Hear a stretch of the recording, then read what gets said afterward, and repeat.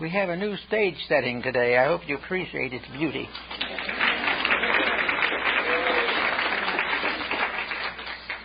I'd like to make a little announcement this morning. About 40 years ago, my wife and her sister came out to California to attend our activities. As soon after they arrived, they translated the German manuscript of the Dogma, which was later published under the Rosicrucis Codex. It's been very successful and in print continuously since its issue. There is a request that there be a thought of kindness sent to Martha, the sister who is now on her deathbed, asking for a happy transition into the other life. We will appreciate any good thoughts that you send in her direction. Thank you very much. Today, we have a very interesting subject that, as far as I know, very few people seem to have done anything about. And that is the origin and significance of the home and its place in the esoteric tradition. There are many things about life we know very little about, and this is one of them. So we're going to start home as it began in the recorded history of our planet. Home was in the beginning a cave or a ledge on the side of a hill or cliff with some overhang to protect from the rain, and in this were huddled three persons, a man, a woman, and a child. They had no clothing except hair. They had no diet except nuts and such fruits as they could pick up. This was the beginning of what we call home. Well, that's quite a long gap for most of us in our thinking, although there are spots on the earth today, unfortunately, that are not too far above this level. But home began as a part of a universal plan. The human being didn't create the idea of a home. He received it along with other gifts from the intuitional boundaries of his spiritual nature. He came here to learn certain things, and in order to learn them, he had to set up an establishment here to study, to understand, to share, and to bestow. And this was the beginning of what we call home. Now, home is not merely a place nor a term. Home is a psychic integration. It is a real thing. A home is an alive thing. It is alive with the traditions, with all the backgrounds and all the wonders that have come down through homes to the present time. Not only that, but a home is an entity capable of creating karmic consequences. Any individual in a home is responsible for certain laws which were not created by man, but were created by the archetype which gave us home in the first place. Another home is a degree of consciousness. It is an unfoldment of principles. It is a revelation of purposes. It is something that happens as we unfold and evolve, by means of which we gain greater insights and greater opportunities for growth. So in this beginning, in this cave on the side of the hill, we have the beginning of a relationship between living things. At the moment relationships exist, there are consequences. No relationship can be completely neutral. It always has to be for good or for bad, for better or for worse. So as we go along in this first little spectacle that we're talking about, we find going through age after age that the next thing we may notice is that this cliff home has been moved to a cave that has been discovered. A cave which was more protected and also larger and more suitable for the expansion of the family. In this cave also we find the beginning of various interests and attitudes. At the beginning, the life consisted largely of simply eating available foods. But as things grew and unfolded, the new food became available, either through hunting, for fishing, or through watching the actions of various creatures in nature, eggs and all this type of thing. So gradually another step was taken. A step was taken in which the individual became aware of ways of building a stronger home situation, that it was possible to build a permanent relationship between nature and himself. This went on and on and on, until somebody had the bright idea of hunting. And in the hunting came first the stone club, and later the bow and arrow, and still later the spear. Now these three were largely intended to help the individual to find food in a world where most food was savage and afraid and dangerous. But after a little while, something happened that wasn't really in the book.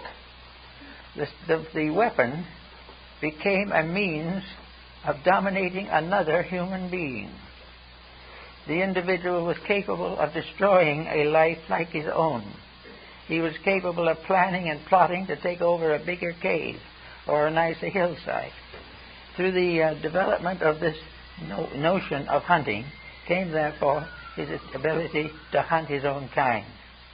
Now, the moment that he did this, he broke a law, because somewhere in the background where deity abides in perfect radiance, there was a law that the individual was not supposed to hurt his neighbor. But in the development of his various ambitions, it became very desirable for this man living in the cave to get a better cave, perhaps a cave belonging to a neighbor. The neighbor was weak or old, so it was possible to get rid of him.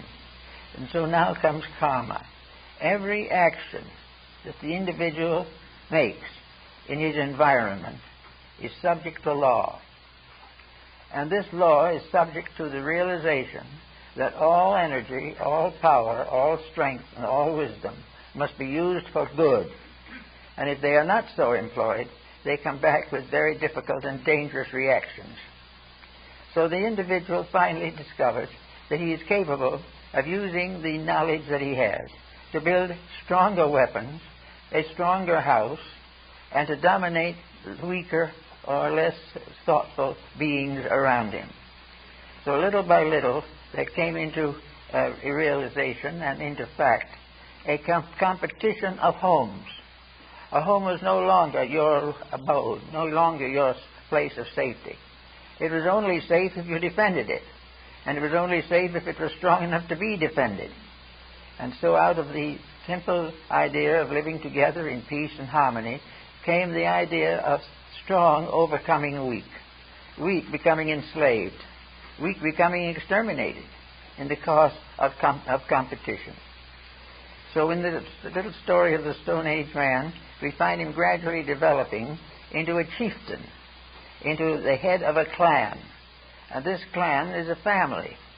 And the story goes on to identify the family with a clan, or a group of people.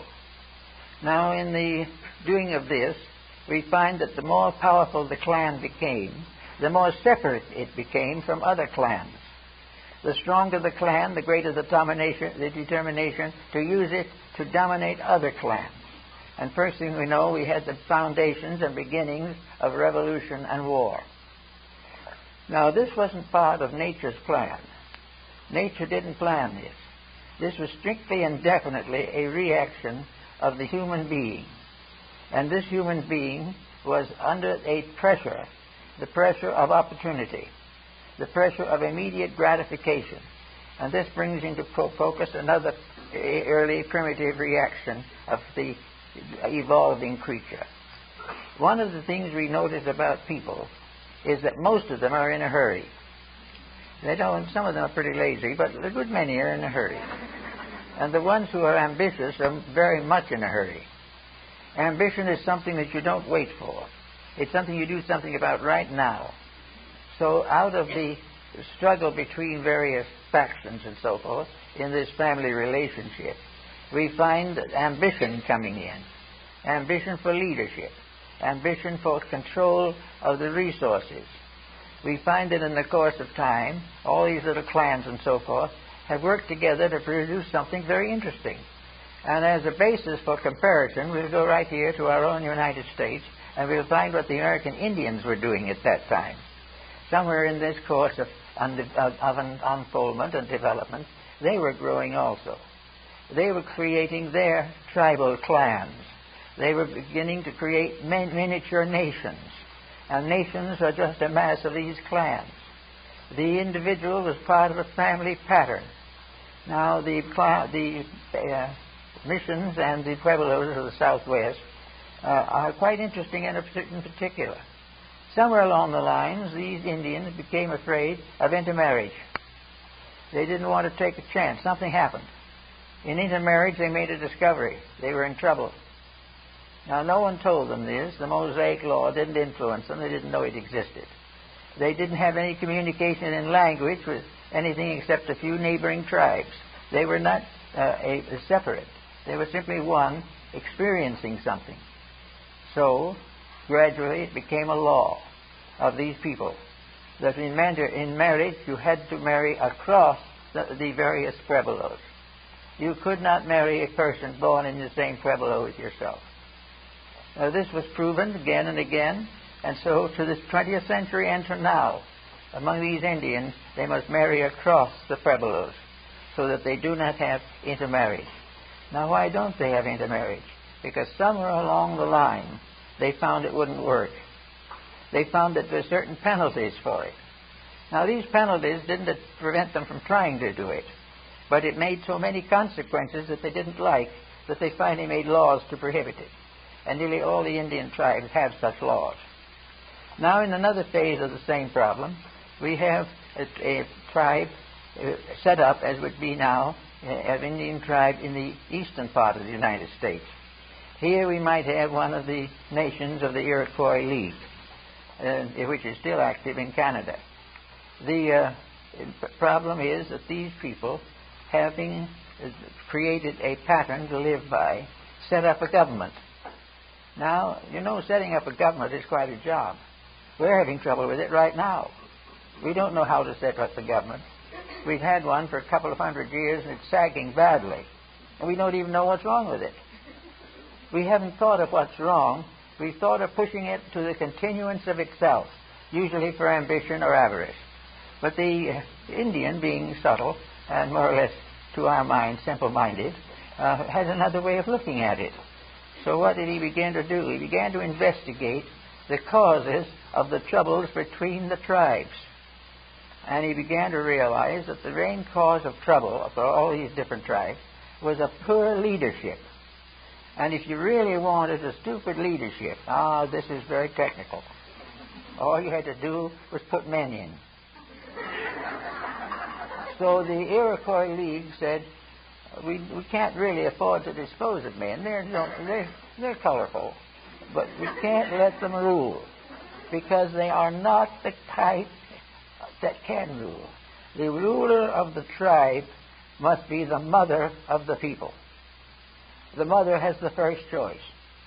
She must lead the life that is to make possible the happiness, peace, security, and growth of her child. The mother's intimate relationship with the future is benign, benevolent, and very gentle. Therefore, she wanted to know that the various generations that would follow would be kind. And when Woodrow Wilson found the League of the Iroquois Nations, he was so delighted with it that he created out of it the League of Nations, which was never accepted, however, by this country. Nearly all other countries were glad to see it. Therefore, without accepting it, we did not have the benefits. But the Iroquois League and the ladies of the tribe were working to create a system that would work, a system that would not be subject forever to the ambition of men. Because men were kind of more ambitious. They liked to go out and have a good scrap every once in a while. They liked to go out and take over something. They liked to compete with each other if it was only in baseball or football.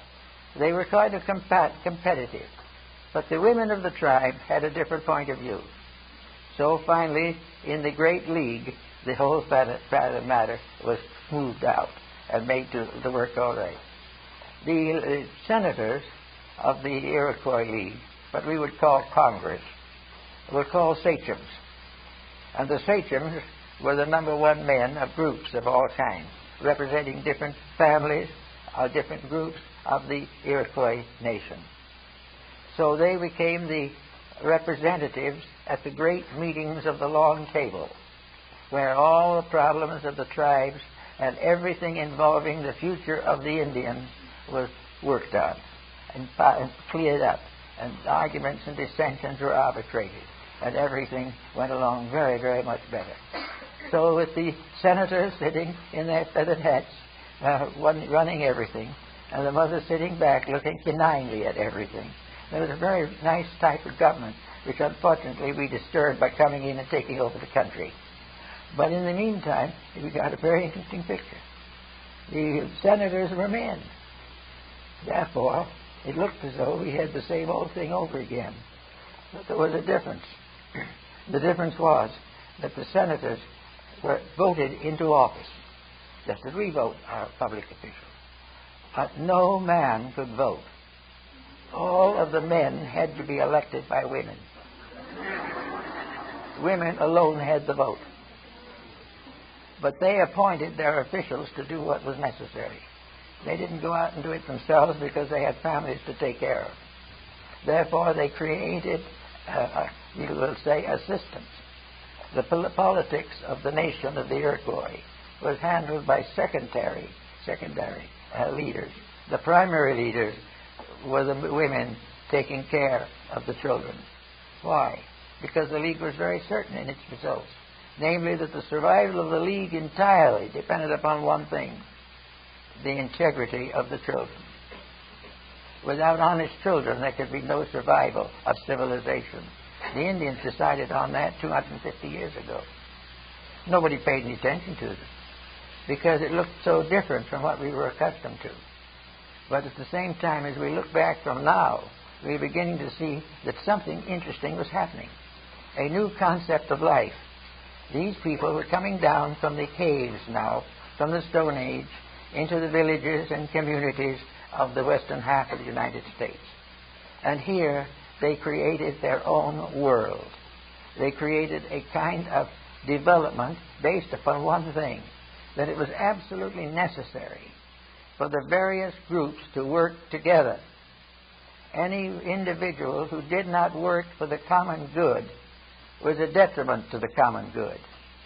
And yet, with an ordinary way of doing things, if you refused a man a vote, he'd turn around and shoot you, or get rid of you in one type or another. But this wasn't any use if this voting was so developed and so handled that the women continued to vote and voted out the man who wanted to destroy them. So little by little, they got to a very good height. And the work done by Daganawida, the great sachem of the Iroquois, was carried on by the early colonists. William Penn knew about them. He knew exactly about them. And on one occasion, he describes the fact that by means of this league, half of the continent of the United States was brought together without a shot or a bow or an arrow. It was done on the basis of integrity. And when the sachems were invited to England, some of them, to the court of the King and Queen of England, it was reported of them later that they were the most honorable people that the British had ever seen. They were correct in their thinking. But they were not just correct in their thinking because that was best. They had another reason. The correct thinking was according to the will of the great Manado. The correct thinking was according to the will of God. And the old sages, in their meditations and reading and writing and studying and listening to the stories of the old waves, their braves, came to the conclusion that one of the ways to find out what God wants is to seek out and study what happens to people who do things. The moment an individual does something that ultimately hurts him or ultimately is in danger to another is wrong, regardless of the motives. It is only when all motives are essential and right that peace can exist in the land. You cannot reform an individual who does not want to be reformed, but you can place a government over him that is very strong and powerful. And they did this when they created the Great League and called the Great League of the Peace, the one roof over all men. And it was a great and wonderful success for many years until it was gradually destroyed by the ambition of the white people. But in this also we find something else that's interesting. And when the sachems met in Parliament, you can compare their Parliament with what you hear and see in foreign governments and our own in these days. When the time came for the government of the Iroquois to come into empiric session to make some major decision that was to affect all the people, it was then strongly pointed out that any individual who advanced a subject for discussion, who expressed a need for help in some way, his remarks and his findings were carefully recorded. But whoever presented the bill could not vote on it himself. The bill had to be voted on others. Therefore, no sachem could advance any law or any recommendation that affected his health or added 1 cent to his wealth or 1 step to his attainments. He could not vote. He could advance, however, and discuss the need of the subject he decided on. But it was up to the others to decide whether to take it or not. He could not take the step of voting on his own decision. Now, another interesting thing about them was that when the Great League was opened, the place was a chapel. Everything was done with due consideration for the presence of a universal law which could not be violated. Anyone who tried to violate it destroyed himself. And no man was necessarily destroyed by another man. Virtue survived, vice died of its own weakness. And all these different values were given proper consideration. Now, in the meeting of the League, one thing was also very noticeable. No one in the League, when speaking among the masters or the sachem, was allowed to say anything detrimental, disagreement, anything sad or unreasonable about anyone else. There could be no attack by one senator upon another. This was completely outlawed. He only if the various factors were brought into focus, then the various senators were able to discuss it themselves. But no one was permitted to attack another. He could accept or reject the rulings, but he could not attack the personality involved. And it did very little anyway if he had, because he could be outlawed in 24 hours with the old lady sitting at home. So all in all, it has been assessed that the League was a great success, as long as it lasted. And it is probable that it was destroyed finally largely by non-Indians who didn't like the idea of the great white cloth of the peace, or the one roof over all houses, one family. Now, another point of the League was very good that we might think about today, and that is the one family. The world as it looks today is made up of hundreds of families, tied up in all kinds of leagues and treaties and everything you can think of. But to the Iroquois people and to many others of this type of thinking, there is only one family on earth, the human family. This human family is entitled to all the help and protection that it can receive. This family is not to be exploited. We're not going to allow an older brother to take away the money of the younger brother. We are not going to go to war against some other country because a nephew wants to. Everything that is destructive within a family will ultimately destroy the complete family. Any treason within the group itself will ultimately bring the group to oblivion. So every effort must be made to see that the family is kept in proper order. Now we can trip over to China for a minute. Not the China of today, which has forgotten all these things, but the China of the days when it was the most powerful nation in the world without war. China had a perfect reputation for never really winning a war. They left us nothing but a mass of defeats. But anyway, in the pattern, the Chinese said that the empire is a family. The empire is a family, one family. Everyone is related to everyone else by brotherhood or sisterhood or parenthood. There is no such a thing as various nations having feuds together or against each other. If they do, it is against the family. The moment a false deed is performed, the whole empire shudders, because it is as though a son betrayed his father, or a mother neglected her child. Everything that was necessary to the perpetuation of good in human society must be defended by human society, must be made practical and workable by the efforts of people. And it would be the same thing as treason to have dislocation of the family. Well, our world family now has probably nearly 200 nations in it. Any squabbling between any of those two nations is against survival. Every war is a step toward disintegration. There is no possible way of transforming an evil act into a substantial contribution to progress. So here we have wars all over, and people all over talking about them. But there are reasons why nothing happens. Because to do what is necessary, we must interfere with the private right of the individual to do what is wrong. It is no longer a problem as to whether he should or shouldn't. The time has come in these problems when it is he must or must not act as he does today. So in the family cycle, as it was originally in China, the living ancestors, the elders, were virtually the rulers.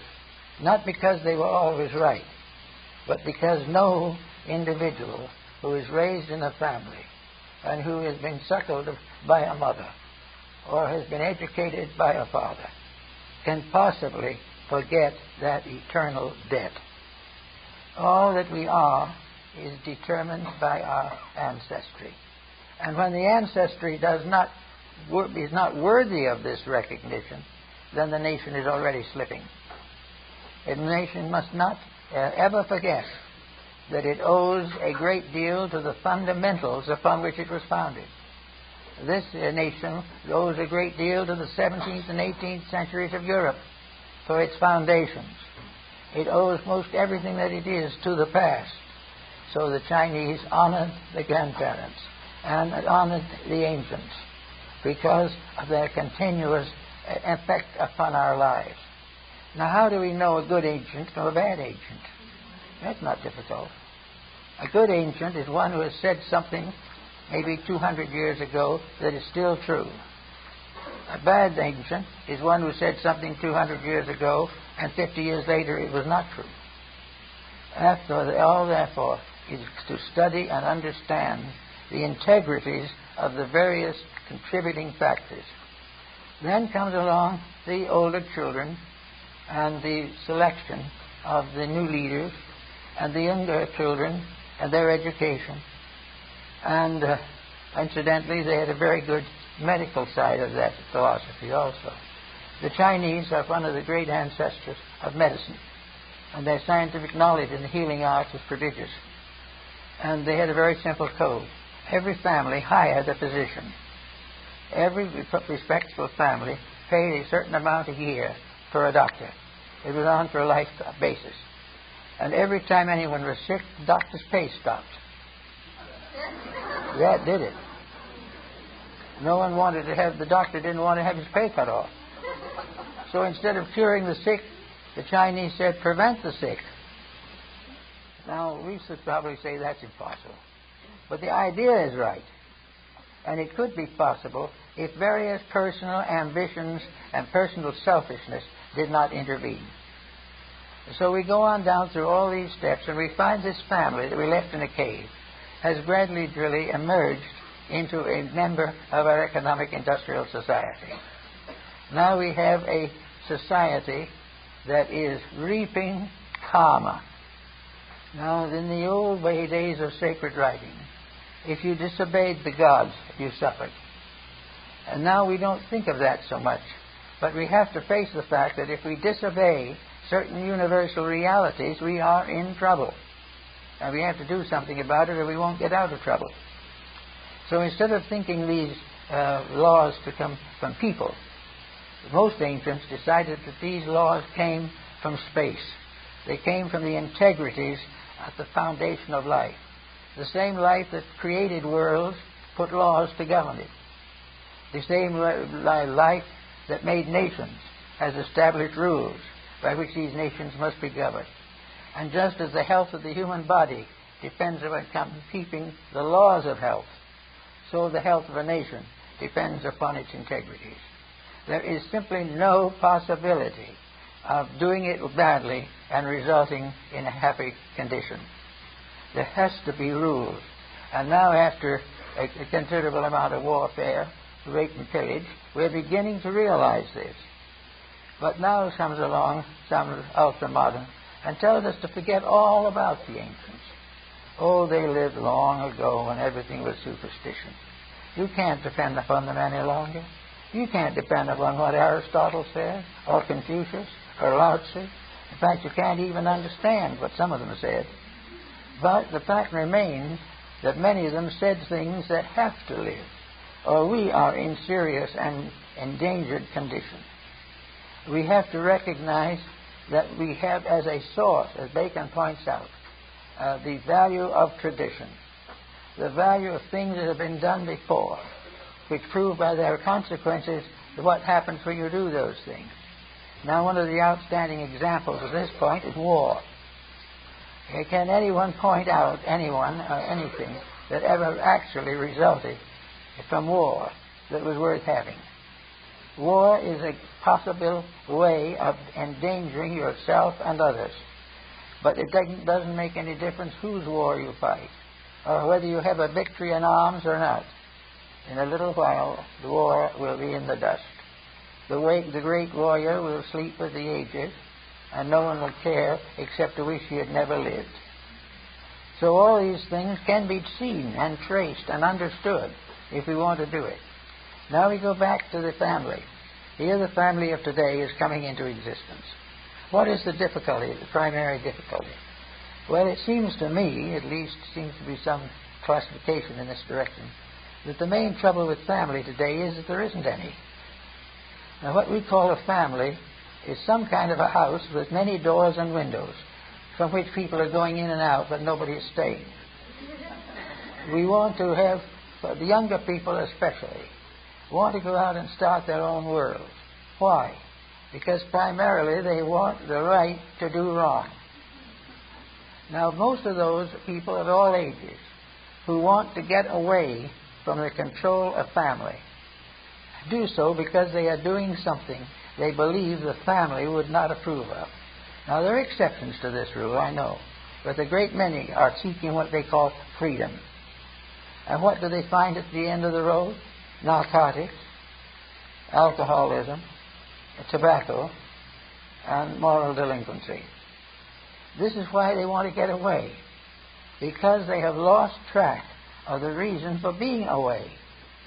When a person wishes to be on their own so that they can grow, so that they can do things that might not meet with the family approval, but which are still in the highest orders of integrity, these people may and could have a right to individual existence. But wherever an escape is simply to get away from tradition, from integrities, from honesty and honor, and slip into this strange world of fantasies from which we are now suffering, this in itself is very bad for all concerned. Now, if we like to think of the home, or the whole idea of home, something as a human body, we realize that the body can get sick. And we realize that the sickness of the body is largely due to the sickness of the managers of the body, the mind, the emotions, habits, and the various acquisitiveness which we are all so inclined to. We have a sick world today. What are we trying to do with it? We want to be left alone so that we can do as we please. And this brings another point of great importance into focus, and that is immediacy. Now, between the average person and his own maturity is this concept of immediacy. By that we mean that everyone wants what he wants as quickly as possible. He doesn't want to earn anything. He wants to have it fall in his lap. He would much rather take a chance on winning a lottery than work at a job. He wants to have the immediate compensation for everything that is the fulfillment of his desires. And he also wants to be free from any punishment for the things that he does that are wrong. Now, this immediacy problem has been worked out with narcotics. Narcotics, to the average youngster starting in on it, is simply a way to be 6 or 8 feet tall in half an hour. All of a sudden, the dope addict is a great person. He has not become a tiny bit better than he was before. But he thinks he's better. He feels better. And if he keeps on feeling long enough, he will die. He will become a hopeless slave to his own desire to feel good without earning it. He has no desire to live a good life, but he wants to have the benefits of a good life. Well, that's not possible. And the life that he gets from what he does is not a good life and never was. It is a fantasy and an illusion. So we watch now the little man and his children coming out of the cave and going down now to about 6,000 or 8,000 years of evolution. This little man coming out of the cave was in the beginning not a bad chap. He was just looking for some way to survive. But gradually there rose within him his ambition. There arose within him the belief or desire that he could possess part of the world in which he lives. He forgot entirely the good words of Scriptures that would remind him that all things belong to God, and that man doesn't finally own anything. He wanted to take over the mortgages and run the world. So he has produced a series of consequences that have really brought him up. He now lives in a better house. He now lives with a more congenial group of neo-neurotics. He has all the things that he thought he wanted: a good car, a good job for a moment, an imminent danger of being destroyed by nuclear weapons. From the cave to the nuclear bomb is the story of mankind. Why? Because somewhere along the line, the human being lost touch with reality. He lost touch with reality when he lost touch with honor, when he lost touch with realities of the daily living, when he was no longer thoughtful of other people, when he was no longer interested in fair dealing. He became more and more corrupt. And out of his corruption, he created corruptions. And almost all the problems of our economics that are now worrying us are the result of corruptions, the misuse of things. So we have to go right back to the whole point and realize that we are now living out what we have done to a good world. We have determined to destroy it because we thought, by so doing, that we could make it a source of unique advantage to us. It wasn't necessarily going to help anybody else, but it might help a small group of friends, but it was not the great good that was hoped for. So somewhere along the line, we go back to the world mother. We go back to the mother of God. We go back to the idea of the eternal mother of all that lives, which was found in so many of the teachings of the ancients. And as a rather hurt, crushed, disillusioned race of children, we are now asking a little bit for parental help. We want to know what to do to reclaim the honor we have lost. We want to know what we can do to perpetuate the values that survive. We want to know how we can make the planet last as long as possible and not gradually disappear because of nothing but stupidity. Well, if you take that to a mother who is a good mother, she might point out to you that all these problems resulted when you decided to leave her and go out on your own. That was the big mistake. You didn't need her any longer.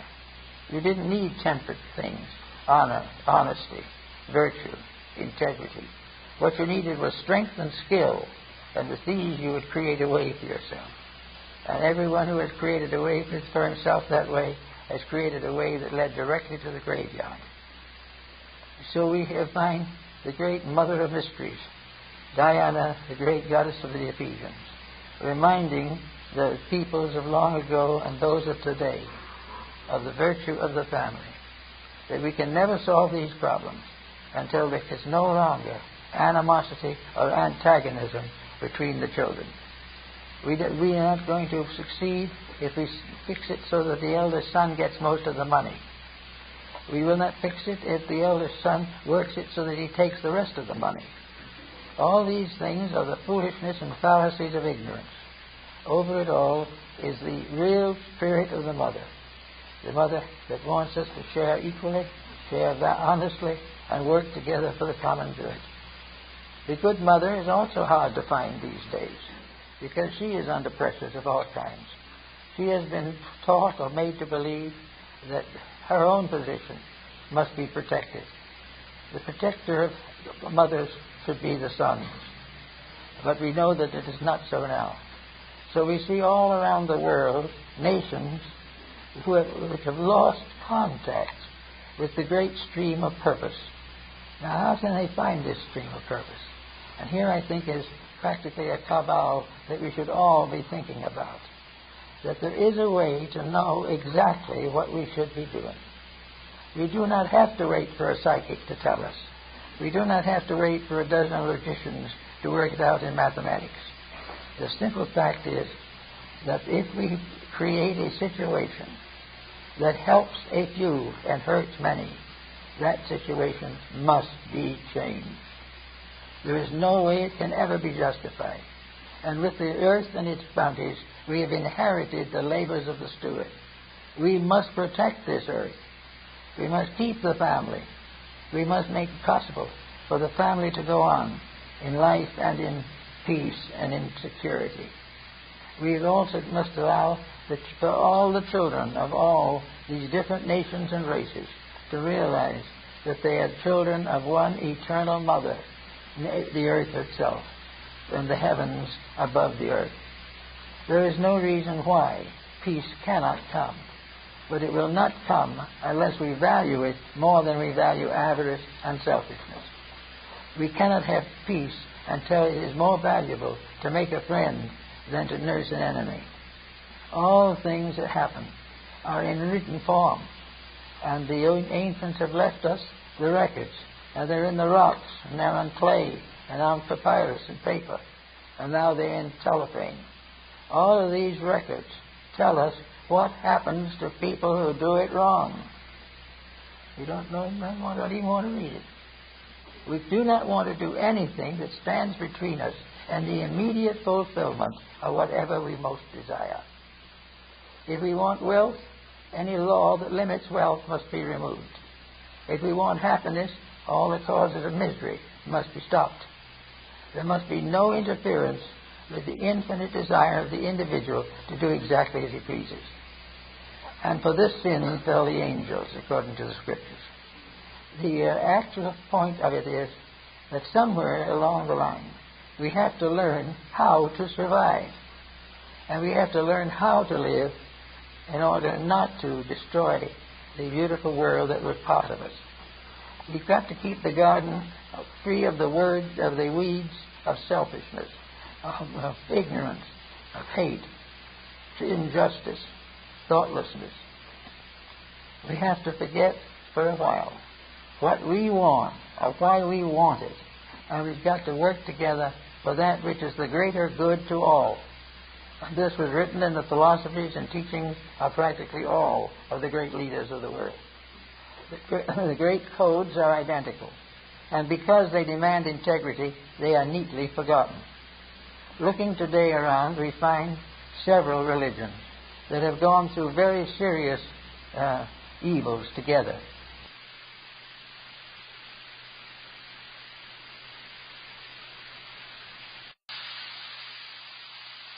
These religions no longer representing the principles.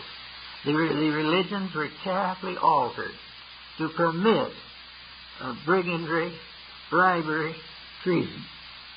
Because these are the things that got the thing we want, but also they got the thing that will destroy us. So as we start out, let's think of a family.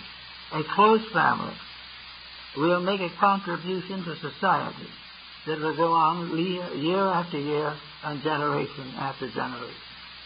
The children of a good family become the parents of new families. Out of the foundations that we make now from the consequences of tomorrow. If these families composed of individuals will only see each other on rare occasions and spend most of their free time in front of a television, we might as well check the thing off immediately. We are in serious trouble and we're not likely to correct it. But nature steps in at this time and also adds something. Nature gradually makes our mistakes so uncomfortable that we have to do something about it. We just can't stand it. We don't mind hurting other people, but we don't like to be hurt ourselves. And little by little, the fact that we cannot survive our own mistakes must take over. As it takes over, we do not have to look out into the unknown for the answers. The idea that there is no one who knows what to do is purely arbitrary. We all know what to do, because we all know what has failed, and we all know that we have tried it. We do know that the only things that can succeed finally are constructive things, not destructive. So out of the past we have all kinds of families. The families of the Middle Ages, and families of the countryside, and families of the mountains and valleys. We have every race and every color, seeking for comfort, peace, and security. And we have not yet reached the point where we can provide this for them. The leader in a nation, the leading nation in a world, must be leading in the direction of solution, not in the direction of complicating the issues involved. It is our solemn and natural duty as a leading nation of the earth to make sure that the earth becomes safe for everyone on it. It is not possible to have a happy world in which a few powerful nations make all the rules. The only excuse for a powerful nation was the excuse of the Spartans in Greece, in Sparta. The only reason for a strong nation is to provide the necessary rules and laws to make each of the citizens stronger. Any system that weakens the citizens to strengthen the leaders is leading into more trouble. Everywhere we see the trouble. And we realize that in a mysterious way it is due to this family of ours. This family that has come down to us. We are all one type of life, living on one little ball in space. And this little ball is getting smaller all the time. And our natural resources are dwindling. And we are in constant danger of exterminating ourselves.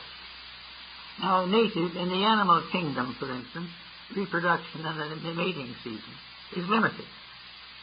And in those kingdoms, nature takes over and protects. We haven't got the wit to do it. We haven't the wit to realize that our overpopulation problem, like many others, is the simple result of the individual having no standards of integrity of his own. He has no realization of right, no understanding of what is proper and what is safe. He just don't what it does, what now. He wants to do exactly as he pleases, and the devil takes the hindmost. Well, it's now as though the devil is catching up with the hindmost, and is becoming more and more a real problem in our lives. So it is necessary for us to make necessary changes in order that we can understand these things. I think if we should do what the ancient Hindus did, it might help us a little.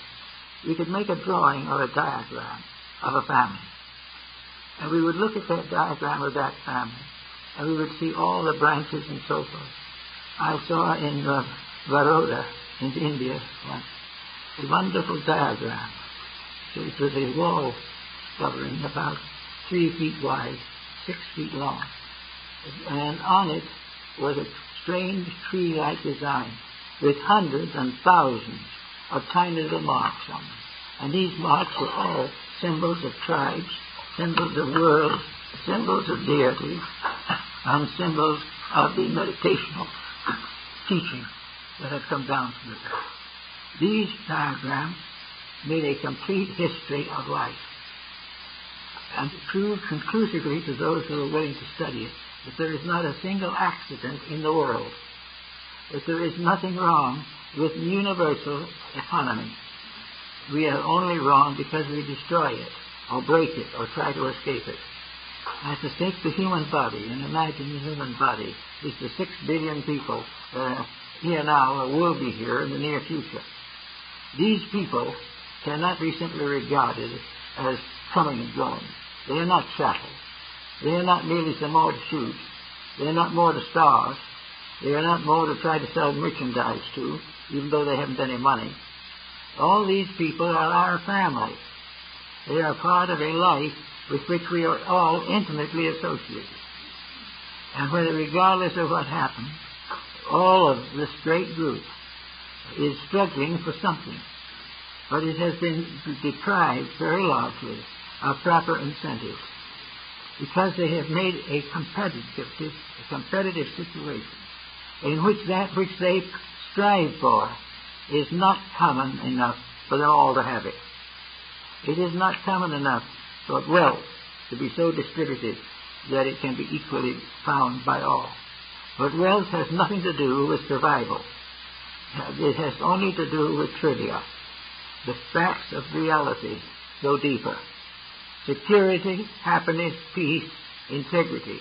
These are the things that all nations must live for. But they're getting very bad examples. The so-called leading nations are leading the way into further armament. The rich and powerful ones are leading the rest into bankruptcy, with themselves included. All these things are the wrong examples to set to a suffering world. A suffering world sees the luxuries and extravagances of some powerful state, and this in turn soon leads to warfare. All of this is settled down into a new pattern which we all have to find. If you want the body of the human being to be healthy, it must be brought into a state of cooperation among the parts of itself. The body of the individual is one organism. The social body of mankind is one organism. It has to be worked out in such a way that it will ultimately return to that which was its basic pattern, namely family. It is a set example of the simplest unity that we have, and all others are extensions or perversions of this unity. Now, one family means we've got to stop disliking everything the others do. We've got to stop thinking of profane nations. We've got to think of those who have no God and all this type of thing. We've got to bring religions together in peace and comradeship. We've got to find the good in those we don't understand. But we also have got to watch day and night to make sure that the relations between all human beings, regardless of their beliefs, regardless of their vocation, are essentially honorable. We have an essentially honorable life. We can rebuild the Golden Age. The Garden of Eden is not so far away. We're messing it up pretty badly. Just imagine that this world, now half destroyed as far as its surface earth is concerned, struggling with problems of petroleum, struggling with lack of water, all these things, could become again the Garden of Eden as it was in the first place, simply by the constructive use of the resources that we possess. Well, if all our efforts to improve were devoted to making things better, instead of making one nation stronger than another, we would get somewhere.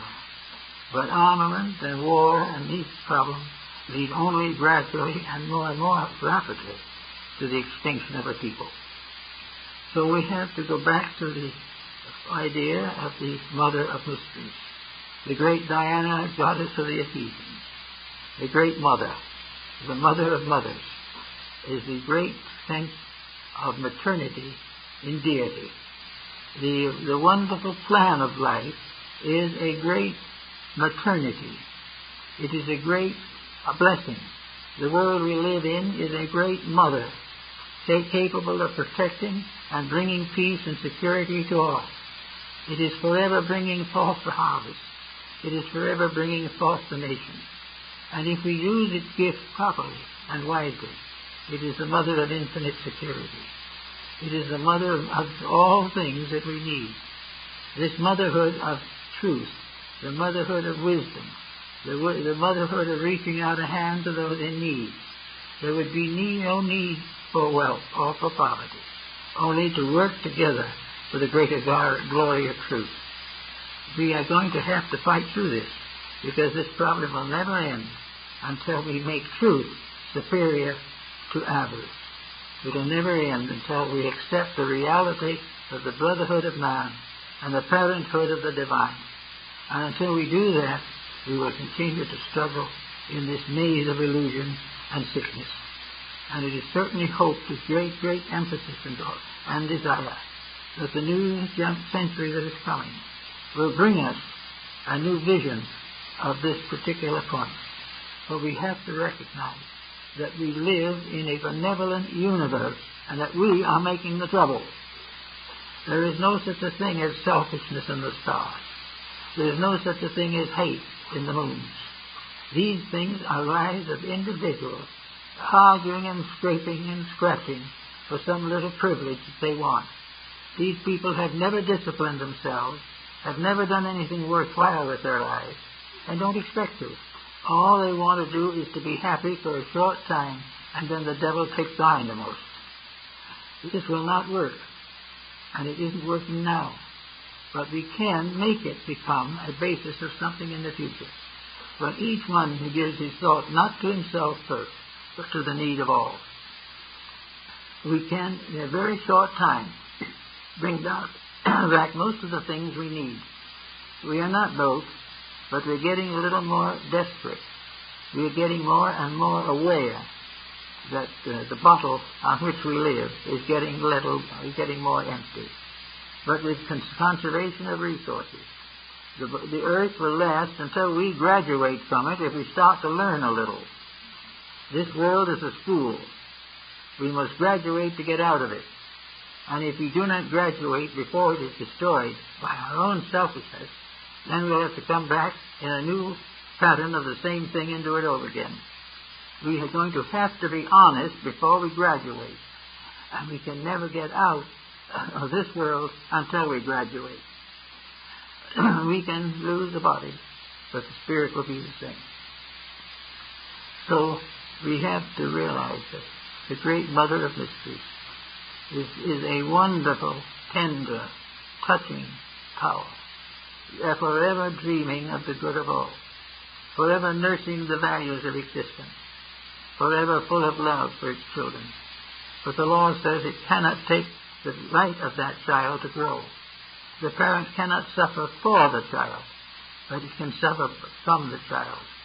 And in time and in purpose, we will finally come to the conclusion that this earth is a pretty nice place, and that we can take most of the suffering out of it and out of ourselves if we will start by keeping the great rules of life, which we will find in the great systems of world philosophy and religion, and add to them the adaptation of modern devices and modern inventions to the great program of human redemption.